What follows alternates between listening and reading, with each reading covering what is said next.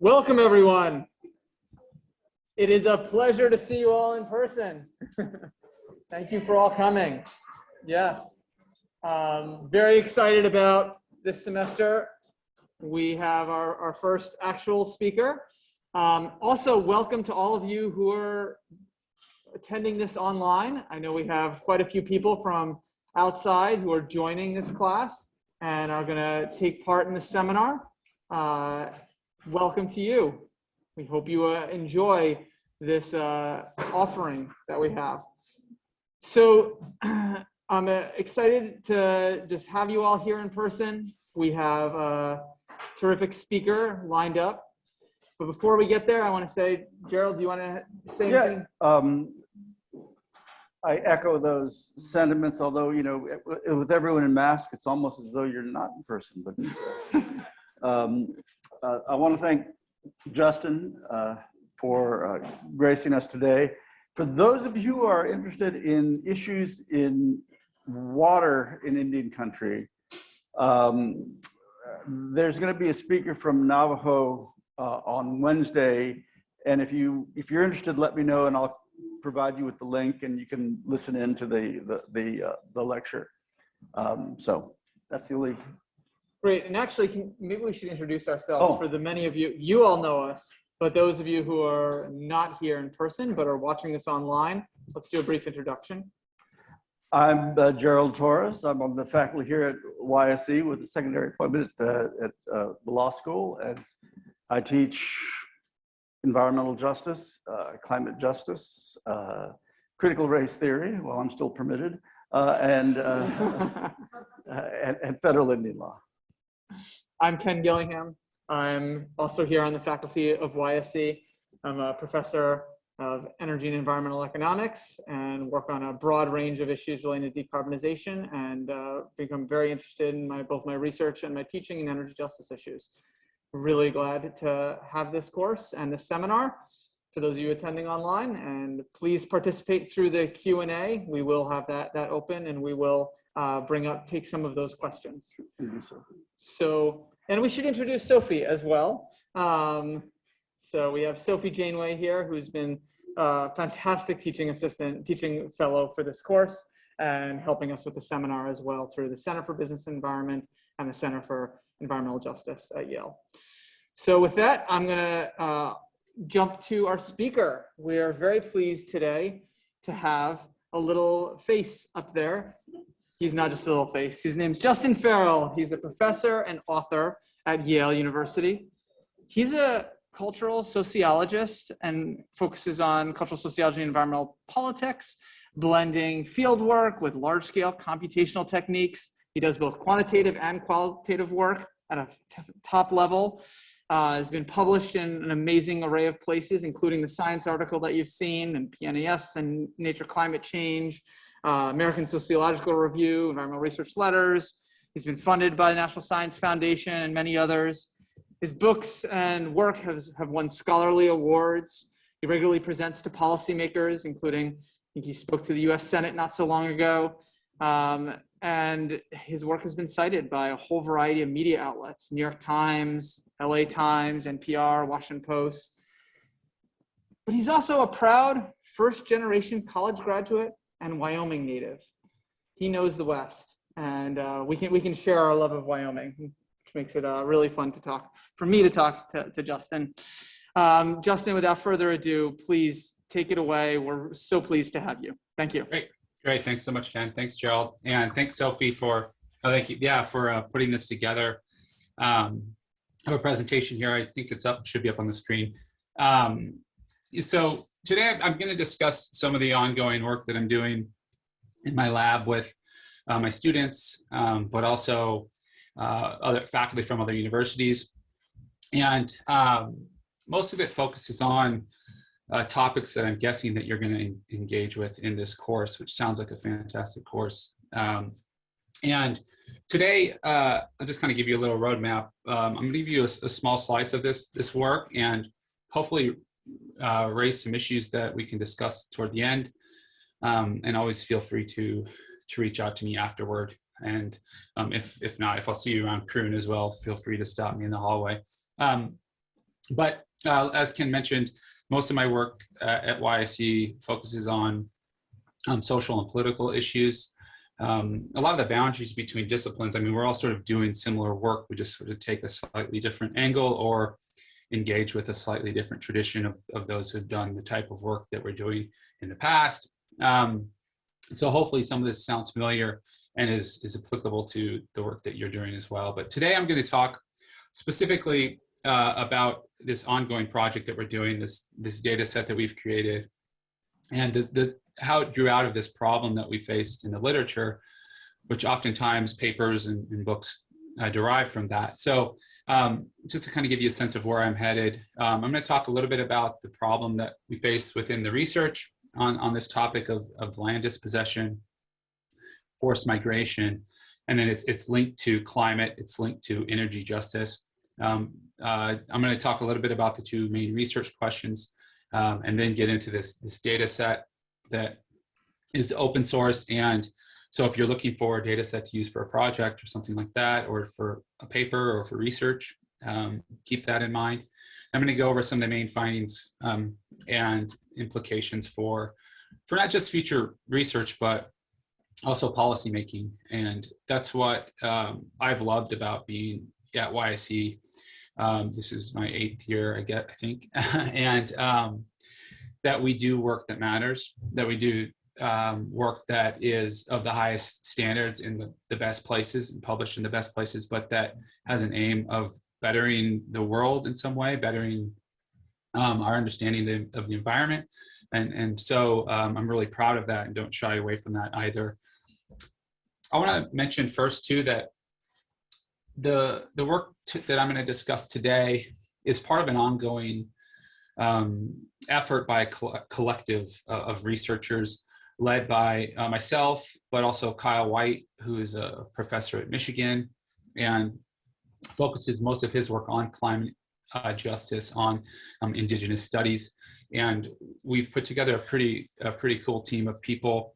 You may recognize the top two names. I'm not sure they're sort of getting long in the tooth at YSC, but that my doctoral students, Paul Burrow and Katie McConnell, who are on second and third author on this recent paper in Science. And this project is the focus of my talk today. But I also wanted to mention Jude Bayham there at the bottom there.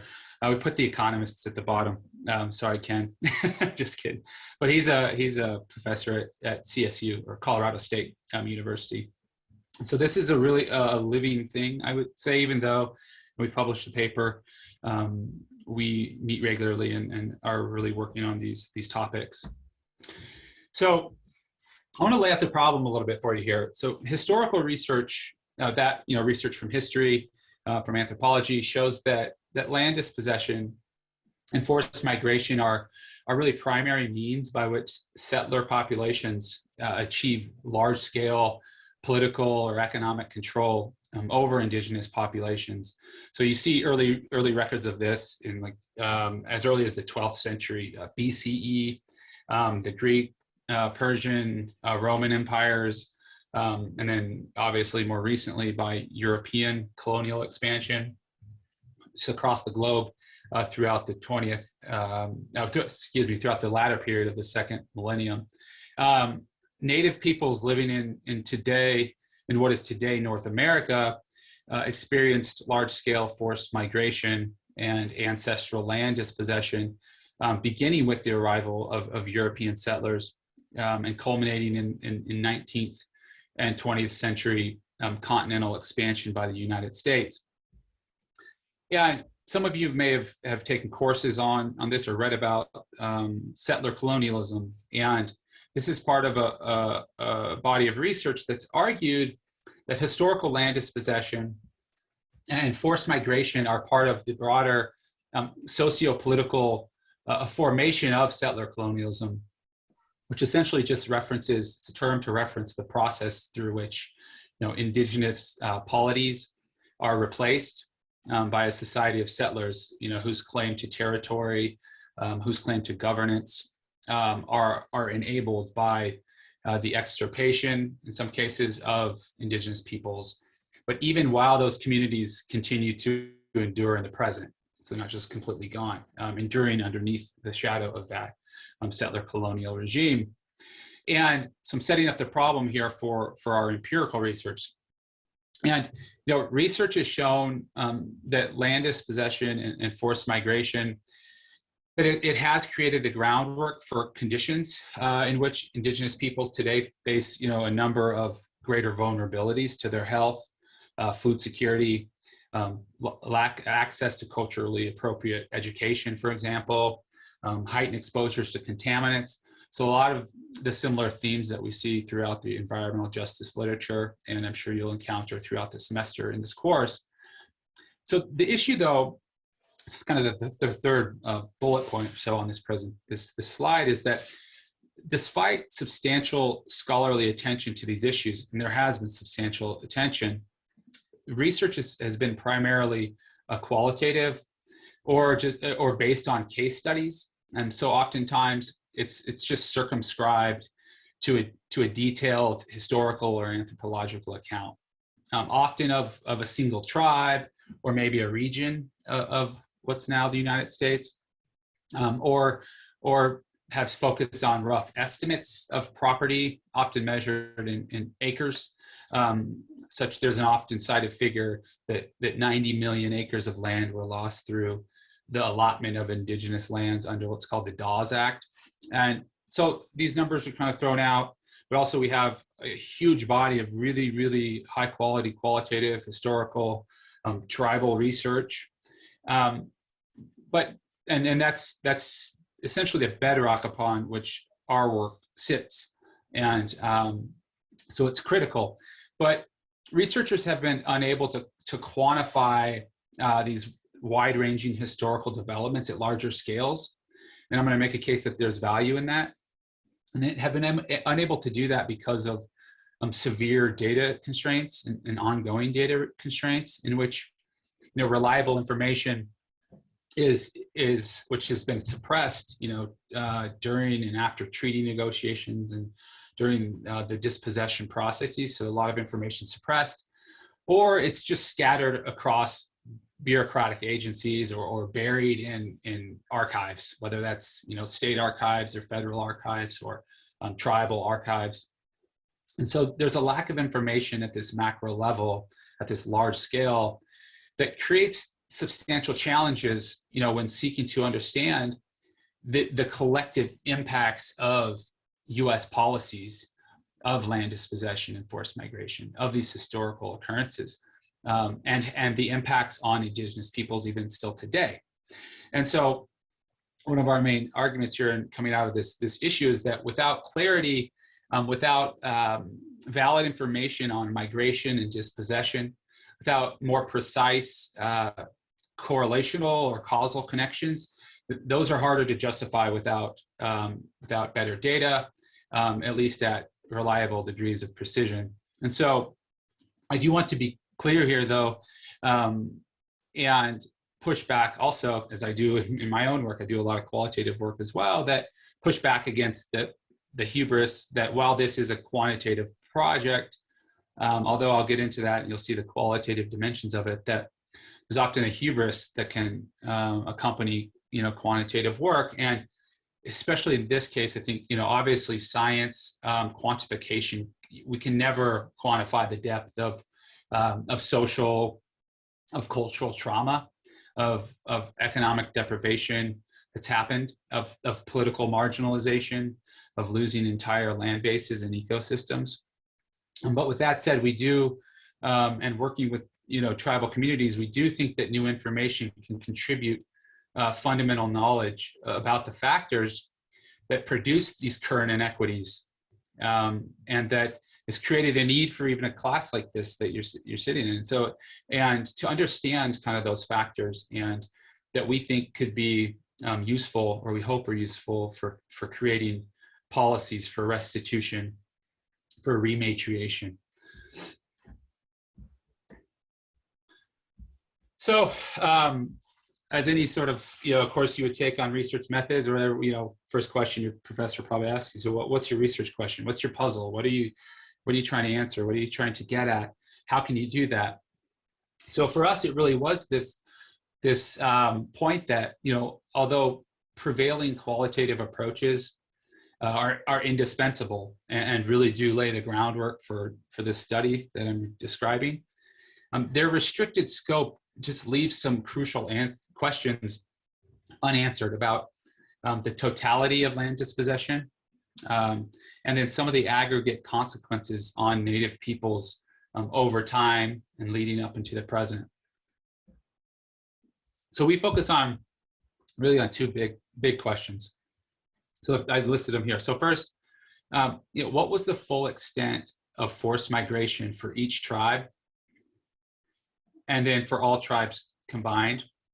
So here we're attempting to begin to quantify land reduction and forced migration.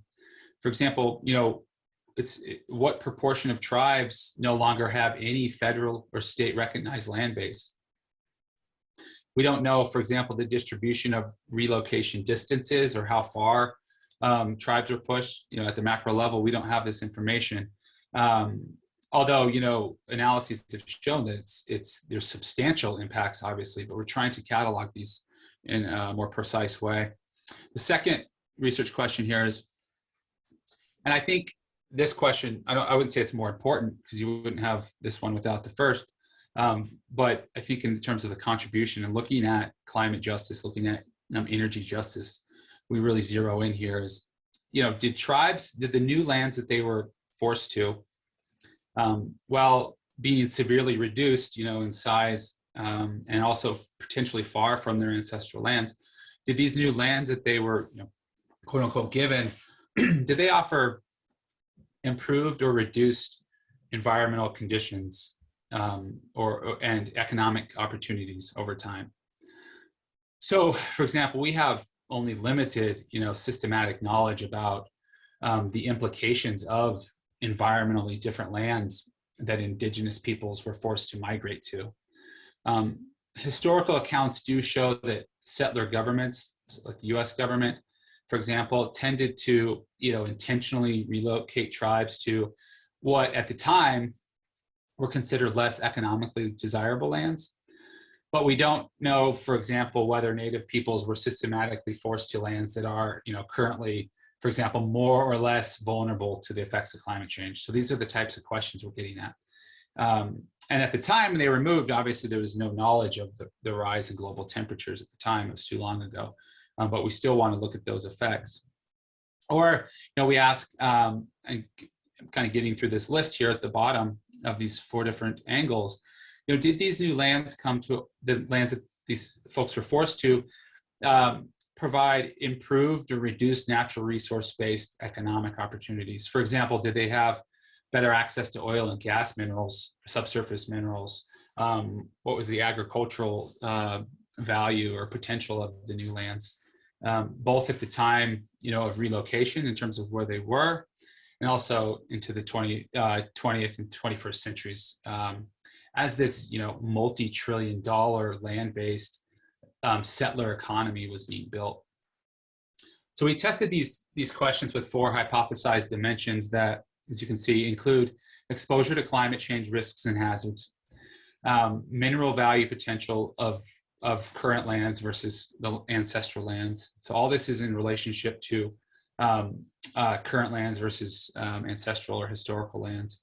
So mineral value potential, which may be especially relevant for this course, but also suitability for agriculture. And then we have this 4th dimension that's slightly different that I won't get into too much today, but proximity to US federally managed lands that potentially limit indigenous movements, management, and traditional uses. So, I do think that a lot of what's in here directly relates, but a lot of it indirectly as well. Regarding subsurface oil and gas resources, there's this compound issue here of, on one hand, US settlers creating barriers to indigenous self-determination, to making their own cultural, political, economic decisions. So not allowing them to do that, but also at the same time, preventing indigenous peoples from access to this new energy economy, fossil fuel economy that was being developed and enjoying the equal benefits from this resource-based settler economy. Certainly, though, I think it's important to note is that many indigenous people have criticized, obviously the term natural resources as trivializing their kinship or spiritual connections to place, have resisted oil and gas industries on their lands. And so we clarify here that the questions we really seek to examine have to do with the actions of certain US settlers, the settler state, who did interpret lands according to certain perceived quantities of values of natural resources. And so that's the intention of the settlers, is sort of what we're after here. So let me tell you about this data set, which I think is probably the thing that I'm most excited about moving forward, because it's essentially opening up all sorts of different questions that can be asked that we don't even know, but we knew that there needed to be a better data source to examine these sorts of issues. And so we constructed this new comprehensive data set of land dispossession and forced migration for the vast majority of indigenous peoples in the area that we currently call the contiguous United States. And we compiled data from many, many sources. I won't go into the weeds here, but they include, indigenous nations-owned publications and public archives, digitized administrative records of treaties, of land cessions between Native nations and the US government. A lot of those were between, I think, like 1722 and the late 1880s, and many, many other sources. And as I mentioned, we use a comparative historical research design with just basically two time periods. So historical or ancestral lands, and then present day lands. And we're quite simply making a comparison between those at the tribe level. And I'll provide some examples so you have a sense of it, so it doesn't sound so abstract.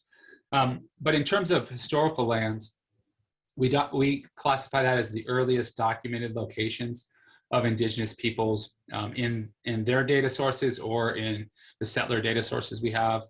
And often, these are often lands held before, the last major 19th century forced migration. The historical data presents a lot of methodological problems, but for the present day data, it's quite straightforward. We measure the present day lands of a tribe as using the finest grained distinct geographic unit made available by the Census Bureau. And so those are composed of US tribal census blocks and block groups that then can be aggregated to the tribe level. So you may have a tribe A or whatever, and it would have all the different locations of where they are now in the present day. We would aggregate those to the tribe level. So the difficulty in this project, and when we're thinking about energy justice, we should be thinking about history, and we should be thinking about how things have developed and the path dependencies that have led us to where we are now. And just a few examples here. These are just kind of give you a sense of how we put together the data set. And as I mentioned, the present day was very easy. We got that data from the US Census Bureau, but the historical, for every tribe, we needed to collect essentially almost qualitative data as much as we could find. And so this is one example. This is the Library of Congress and the Department of Interior's schedule of Indian land cessions in the United States. This one was between, I think, 1784 and 1894. So using these digital scans, we use digitized treaties, like I mentioned, for locations, tribes' own maps, and so forth. We have a table of contents in the appendix of one of our papers that I can send you, but just basically lists all the different data sources. And so the difficulty, and for those of you doing research, especially archival research, is the time it takes to sort of coalesce all the data into something that you can make sense of. And so I would say, in terms of the time we spent on this project, it took about 5.5 to took about 6 years, was collecting this information and putting it together, and then running the analysis. We mostly use R for that. It took a few months. So it's kind of funny how some of these projects come together. And so this was thoroughly a data collection project. I do want to step into some of and hopefully you're thinking about the analytical, and hopefully you're thinking about the ethical challenges of a project like this, right? So especially if you have any knowledge of tribes and the history of the US and the polities and the role of indigenous peoples in the government or lack thereof. So there are a lot of issues that we face with collecting data on where tribes were. That was what we were after. Constructing the historical data, it involved very difficult decisions concerning scale and historical lineage, because contemporary tribes, may be tribes we know of now may be groups that identified as very types of tribal formations during colonial periods, even though historically their members, may have associated to differing degrees to larger or more fluid social groups. And so that may not even have been tribes.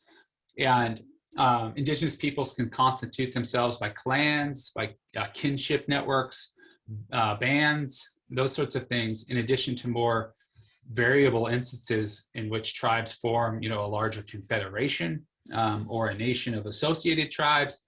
And so there's a lot of granularity and a lot of gray area there relative to tribal identity, even sometimes.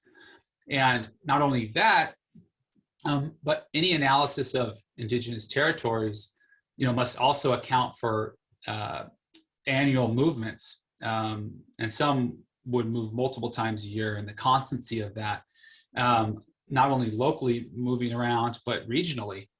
Not only that, but having diverse land tenure practices and fluid geographic boundaries. So this is a project of trying to identify ethically, and we spent a lot of time on that in the appendix about how we would do that and promises and pitfalls of this, but trying to understand geography when some tribes had fluid boundaries. And only tribes themselves can provide decisive historical boundaries when and where they exist, and some did, but this is an open project that's still improving. So fluid boundaries are widespread, and obviously that is different than I imagine many of us in the room, where we're used to private property rights and the enforcement of fixed administrative boundaries that are the product of the settler colonial regime. And so to measure historical lands, we use a larger unit of analysis. And there was a lot of back and forth with reviewers about this, because we erred on the side of providing more room for those tribes that were that had these annual or interannual movements locally and regionally, and wanted to have a geographical area large enough to account for that. And we wanted to avoid the problematic enforcement of overly rigid perimeters, and because we thought too that was that would bring methodological problems, because we would be underestimating where tribes were in the historical record. So we err on that side, but we think that's the most accurate way as well. So essentially for all tribes, and there were about, I think, 390 tribes in our data set, we geocoded and plotted all the historical areas within what we call CCEs, essentially county level equivalents. I mean, counties obviously are a modern creation, but we use that shape because it's larger than a census block or something like that. And so we basically indicate whether or not there was a presence of that tribe in this CCC area. I won't go into too much detail there. But so, this is far reaching, but it is, as I say on this slide, a beginning, not an end.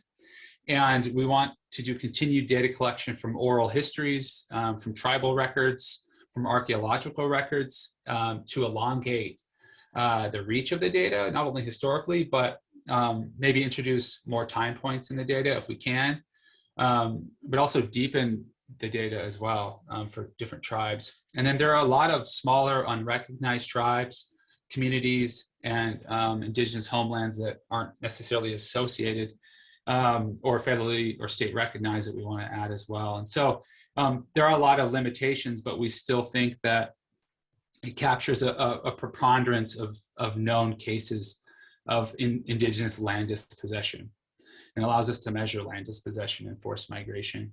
Let me show you a few maps, just to kind of give you a sense of, if you're like, what does this research look like on a day-to-day basis? So, and again, these maps are one piece of information among many, but this is an old map, I believe, from the Smithsonian of the Paiute people in the Great Basin area of the continent. If you're not familiar with the Great Basin, it's in the western part of the US, Nevada, parts of Utah, parts of Oregon. But this is the area, at least in this map, of where the Paiute people were, or at least some parts of the Paiute people. And what we did here is basically, to the best of our ability, trace these ancestral areas and overlay them with the CCE unit that we use to pair to the present day. And so we're doing a lot of tracing and kind of figuring out where the boundaries of this darker gray area in this case. Here's some more maps. So these maps are from a report from the Bureau of American Ethnology to the Smithsonian in 1895, I believe, of, again, estimated tribal areas in what is now, on the left is Alabama, on the right is Idaho, respectively. So the known different tribal areas are color-coded. This, again, is just kind of one piece of the puzzle that we use to try to understand generally where tribes were in the historical record. See if I have any others. Oh yeah, so then after kind of cleaning these maps and going through, hundreds and hundreds of these sorts of things, we eventually loaded them. We had this, a huge CSV file and data set, and this is kind of what it would look like if you opened and plotted it in R and overlaid, for example, the state of Idaho onto this. But in the top right there are just some of the names of tribes in this little subsection I pulled out to show you. But we could look at that across the whole continent, or at least, the continental United States. And so we have this map of where these tribes were roughly. Again, there were 390 total tribes. So, but then we had all this historical information, and had to pair this, to the present day tribes, because the whole idea was to look at tribes where they were, like tribe A, where tribe A is then and tribe A is now, and sort of look at the environmental conditions. So we needed to pair those tribes, which tribal names can change over time, which presented some issues. And so a lot of the work to pair these tribes had to be done qualitatively. So this graphic I have on this slide is just one example of I don't know if this is an example of fluidity, but in the ways that tribal names can change. So this is the Confederated Tribes of the Siletz Indians. But they're made up of, in our historical data set, all the names in black there make up this confederation. And so doing the research to kind of say, all right, so you could pick any one of these, the Chinook, people. We have their historical sort of locations generally. Okay, now they're part of this confederation, so we had to link those. So we manually paired every tribe's historical location with its present day location census block group data that we have. So matching the tribes from the historical data, we had to match, I think it was like 616,000 rows of data, just going through it and doing as best we could historical research to understand, okay, this tribe name changed, but it's still the same group of people, or they've joined this tribe. And so parsing that out.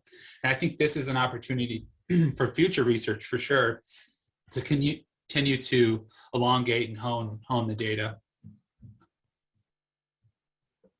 So, but in developing this, and when you're thinking about this, in this course and the talks that you come across, or if you're doing projects, like I view this work as, I would hope, just providing better information and doing the type of work that can support energy justice work on the ground, right? But doing it in a way that we hope is rigorous, that it's can stand up to criticism, and then ultimately allows us to do some statistical modeling to assess forced migration at a large scale, and to start to compare and to understand really what was lost, and what are the historical antecedents to the injustices that are faced today and will be into the future. And so that really motivated us, I think, when we were doing all this data collection. So the main findings. I remember that the research questions, I just kind of wanted to rehash this on this slide real quick, sort of fall into two buckets about the actual dispossession itself. So how much in some ways. And then the second is, well, how does that matter over time? Obviously, dispossession in itself matters because land is stolen.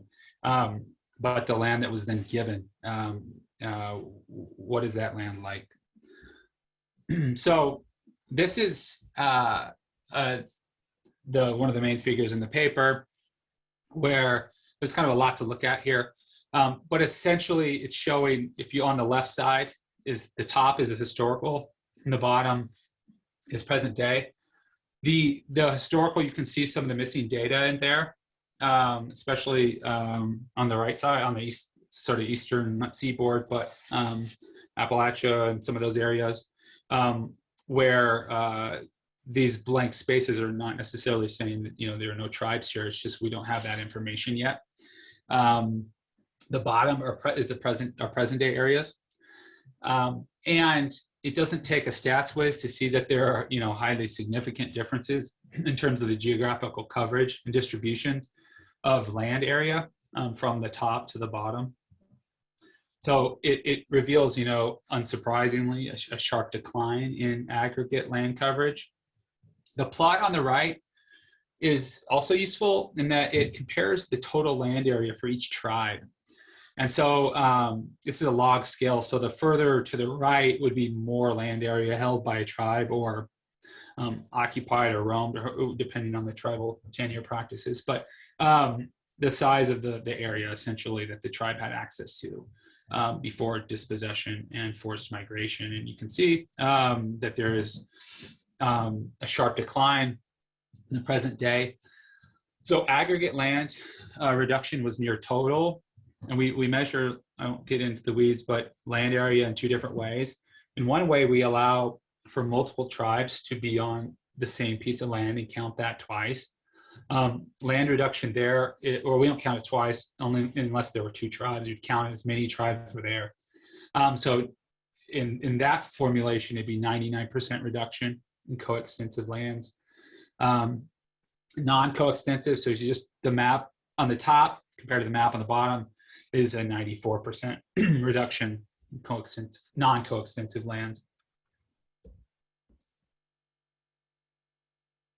So this is a nice summary figure of the main results. And I want to draw your attention to some of the findings on the right side, where we do a lot of work with this project to try to communicate. And I know this isn't like the most beautiful infographic, but you know, it's the best we can do. But we just wanted to highlight some of the main descriptive findings. The statistical analysis in this, aside from the size of the data and all the sort of geocoding and all that, is not super complicated in terms of making these comparisons. So you see the figure, the second figure there, I want to draw your attention to that, of 42.1%. So we focus primarily on the differences between tribes that we know were in the historical period and we have data on, and then the present day lands, right?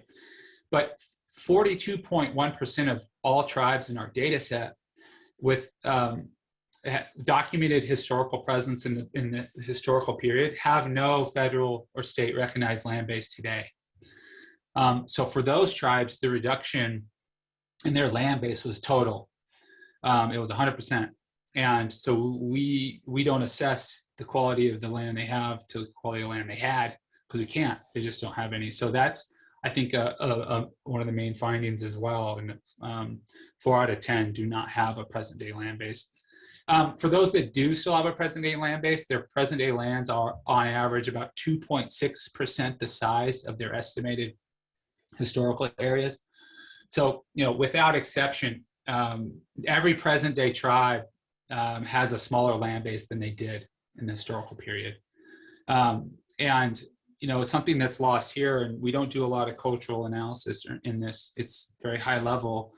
But many tribes were forced onto lands shared by multiple indigenous peoples, even in cases where nations were culturally dissimilar and ancestral areas were separate. Sometimes that even happens on a single reservation. I teach a field course, and in the 2 times I've taught it, we go to the Wind River Reservation, and there are 2 tribes on a single reservation that were promised their own, and it causes all sorts of problems, as you might imagine. Again, that's, I think, a question for another day, but something to think about when we're talking about land and what it means. So after we looked at these aggregate levels of land reduction, which again, when we do tests and statistical tests to look at the mineral value, which I'm going to get to, and the energy potential and that whole value, economic value, not having land obviously puts that at 0. And so these all relate, I think, to energy issues as well.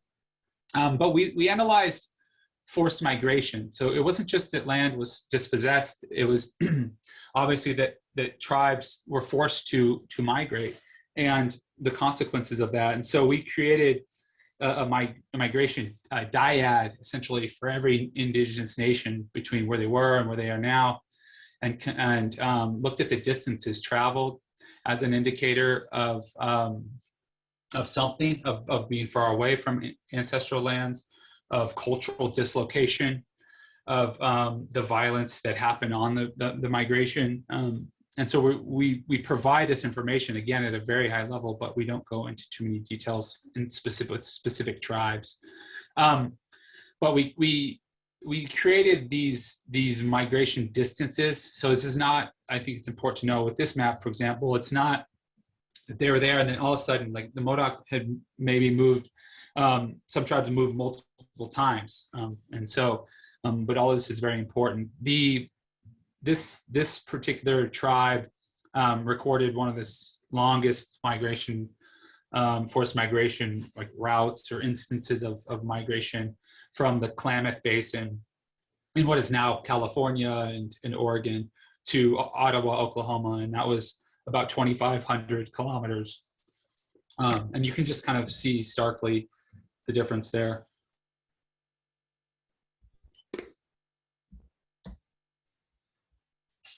So, did these new lands, despite being severely reduced in geographical density, and spread and coverage and size, basically, did they offer tribes improved or reduced value and opportunity in terms of the land that they had, even if it were much smaller? So to investigate this, we just compared each tribe's historical lands to their present day lands across multiple environmental dimensions. And I'll present some of these findings here. I'm not going to get into statistical weeds. I'm not going to go over these graphs. I'm just sort of showing you. If you're interested, you can dig into those. And we have all the code too, if you wanted to run this and do your own analysis. For example, for this course, if you're interested in the top right there, focusing on oil and gas basins, that could be interesting. But so we have all the code set up and ready to go. So we examined the dimensions. We looked at exposure to climate risks and impacts. We looked at energy, so mainly mineral value potential of lands, and then agriculture. And as you might suspect, the primary difficulty of comparing lands from a couple hundred years ago to lands now is that nearly all land in the United States has been affected by resource development.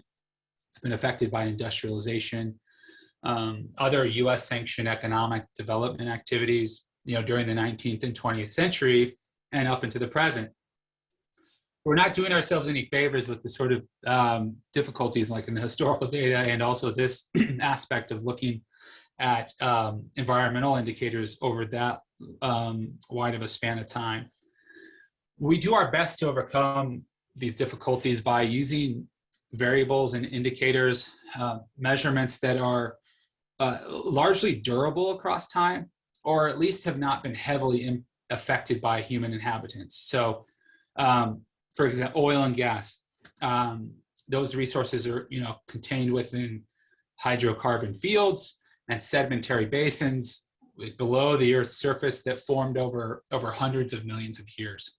And so with that variable, we essentially have, we overlay our data, the historical lands where tribes were and where they are now, we overlay those onto the sedimentary basins for oil and gas in the United States. And so relatively straightforward exercise there to essentially look at what proportion, you can measure it in different ways, what proportion of the historical lands were over for a tribe. For tribe A, sat over, all of their land sat on top of oil. Does their land now sit on top of oil? Some tribes we didn't know really, because some tribes, who were moved to Oklahoma had an oil boom, right, and gas boom, but many tribes did not. So it was an open question, and we are interested in that. We do throw in a few other variables that are sort of secondary or kind of supplementary analysis for the energy variable. So we have we got a whole of a data set of all oil and gas wells drilled, like all of them in the US between 1859 and 2005. So looking at more than 3 million wells were drilled. Like where were those drilled? But again, that's contingent on social and political conditions, but we still include some of that analysis just almost for future research or to give people ideas. But we're really focused on variables that are durable across time, like these sedimentary basins, or temperature. The temperature for extreme heat, for example, is one of our measures, or annual precipitation, things like that. Okay, so big picture. See here, big picture. The tests that related to climate change risk exposure. And then potential economic value and energy value revealed substantial differences between tribes' historical and present day areas. So in terms of climate, this is the first point here, is that tribes' present day lands are on average. Yeah. So just want to quickly interject. You have about 11 minutes until 3:30. So it might be nice to save a few minutes. It's going to go to 4. Is that no? All right, I'll finish up. So I have this slide and then like discussion implications. But so their tribes today are more exposed to climate change risks and hazards on average than if they were still compared to their historical lands.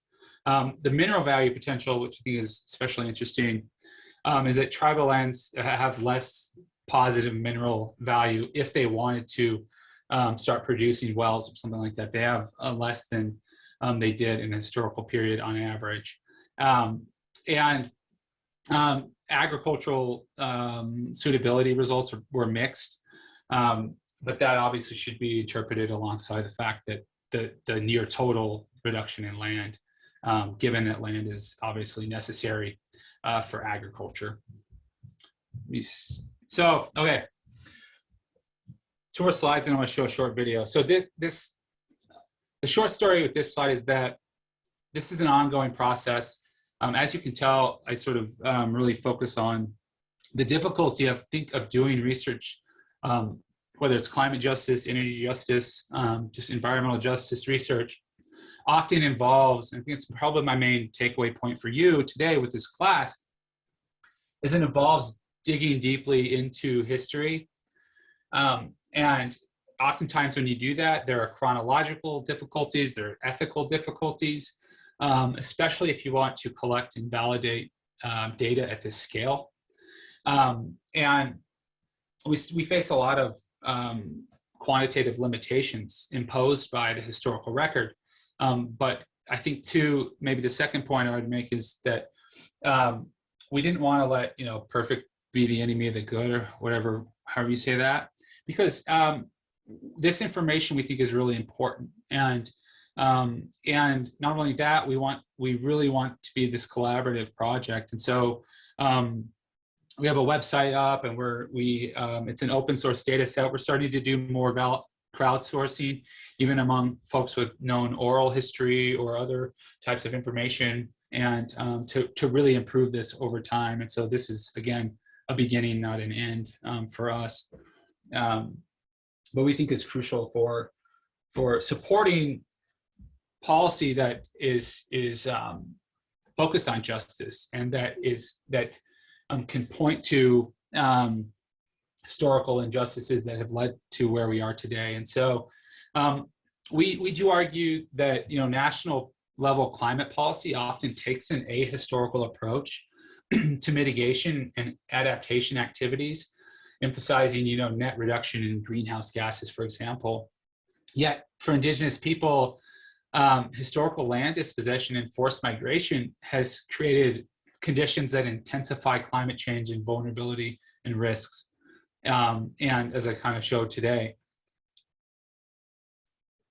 And so, although decisions to dispossess land from Indigenous peoples were not made with an understanding of future rises in global average temperature, they were nonetheless intended to remove Indigenous peoples as barriers to the interests of settler and populations, as well as foreign investors. And so they were done intentionally, and obviously those effects are still felt today. And so we really, the last thing I would say is that this macro level attempt, this study that we're doing, and studies like it that we're going to do, provide information at a large scale.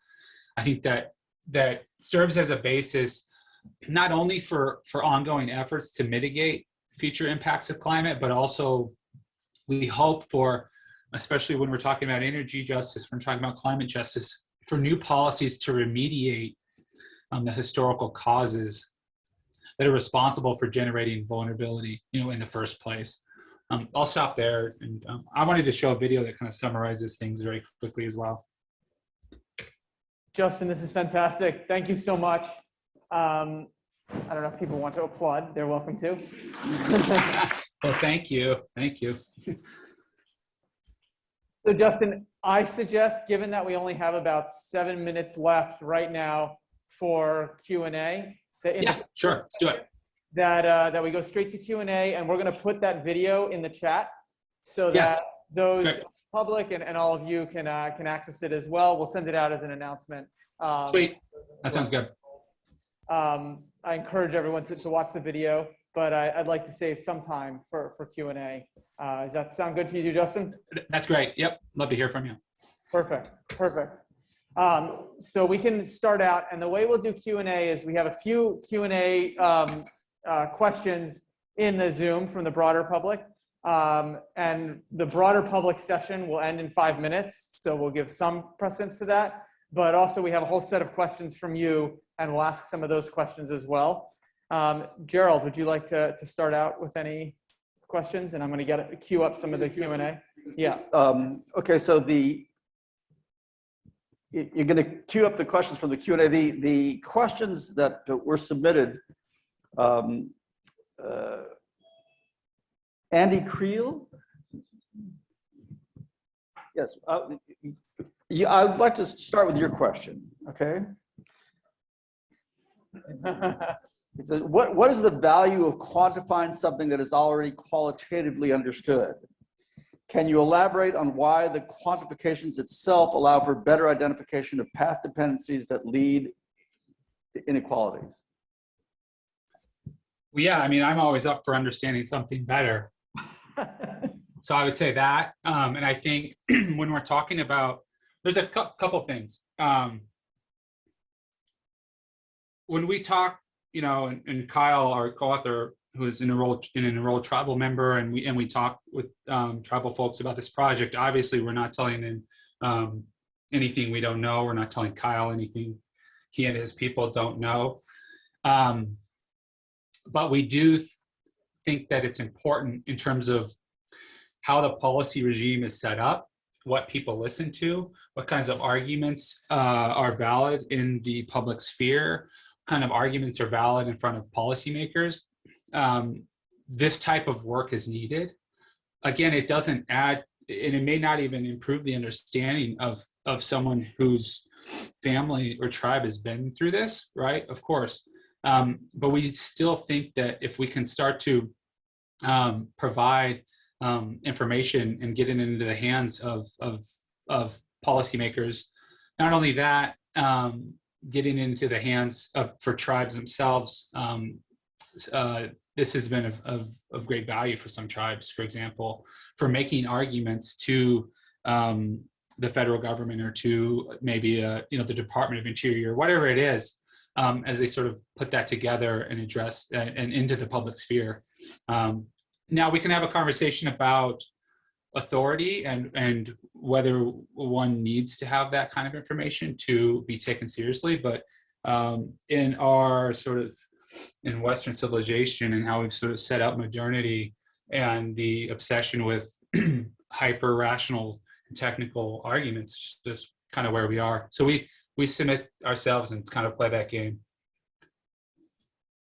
Thank you, Justin. So I'm going to ask one or two questions from the Q&A from the public session, and then we're going to close out in another 2 minutes. So maybe keep the answer short. This will be closed out for the public session.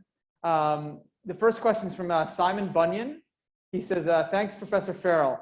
How do you resolve any conflicting data, settler versus indigenous accounts on historical tribal territories? Would you say you came up on this issue a lot? So he's asking about conflicting data. Yeah, good question. That's a really good question. We did not encounter that a lot, but if we did, we would, depending on how big the discrepancy was, obviously that we'd probably try to figure that out, but oftentimes would prioritize the tribal data because, I'll keep it short, Ken, because of the motivations or sometimes motivations built into the settler data on where a tribe should be and what's better for the settler government, obviously. And you see that a lot in treaties too. So we would go with the tribal sources. Got it.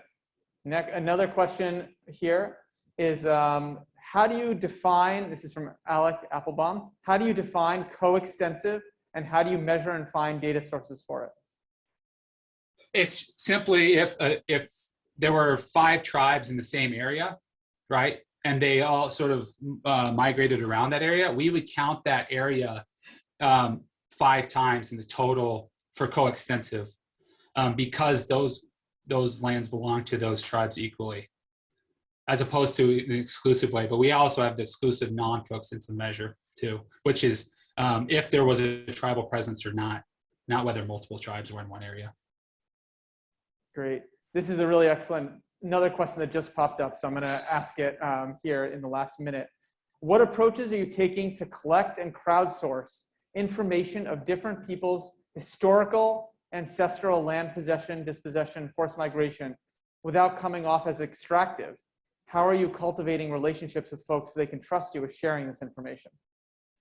Yeah, so we work with Native organizations and Native Land Information Systems one, where they have our data, and we're starting this wiki project essentially to have that on there. We're not requiring, tribe, we couldn't do that, wouldn't want to do that, but it's just out there if people want to improve it and I think it's valuable.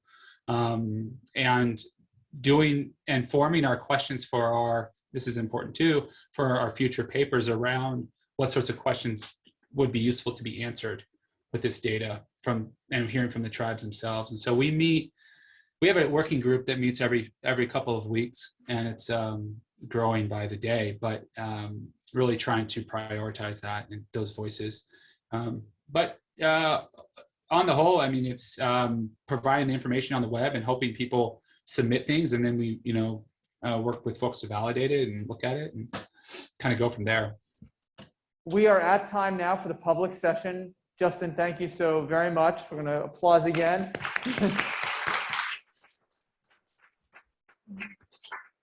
And we will now close out the public session of this. And thank you all for joining, those of you who joined. And the class will now meet to discuss this further. So do we close this out?